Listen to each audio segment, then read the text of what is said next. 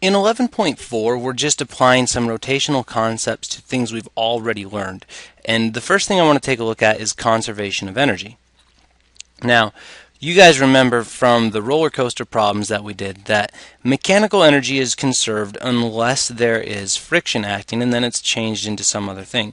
So what we know is the total kinetic energy here plus the potential energy here is equal to the kinetic energy here plus the potential energy here. And for a roller coaster, the height changes, so the potential energy is less with less height. Kinetic energy depends on speed. The faster it's going, the more it gets. Remember, kinetic energy is equal to 1/2 mv squared. Potential energy is equal to mgh. But when we did this roller coaster lab, we took a marble and we rolled it down this track up here and down, and then it caught here. And what we noticed was that the mechanical energy did stay fairly constant once you added kinetic and potential together, but it did dip a little bit. It did go down and then come back up, and then it went down again. And that's interesting. Why did it dip a little bit? Well, it turns out it's because of the other motion of the marble. Yes, it is moving along the track translationally, but it is also moving rotationally. So if we zoom in on just a section of that track that's downhill, and we have our marble right here, the center of mass of that marble is the point where it acts like all the mass is at. And it's in contact with the track right here at this point. Now this marble is spinning this way, and the reason it spins like that is because there's actually a torque applied to it. From the center of mass, gravity is pulling straight down.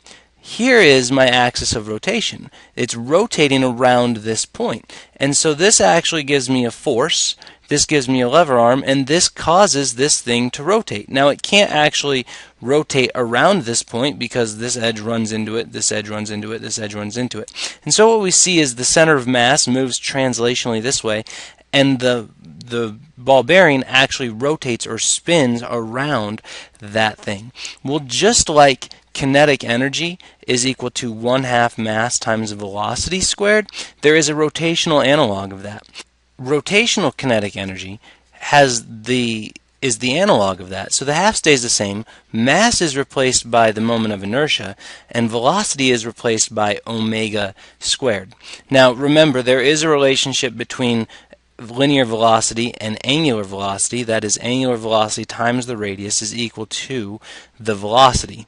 Now remember, anytime you're dealing with the radius, when it's applied to torque, when it's applied to velocity, whatever, it's the radius of whatever thing is spinning, or it's the radius of the lever arm. So in this case, r is the radius of the marble. So when you guys are doing this lab again, what you're actually going to do is you're going to keep track of the rotational kinetic energy as well as the kinetic energy and the potential energy, and see if we get a little bit better graph, if we do get a nice flat mechanical energy graph.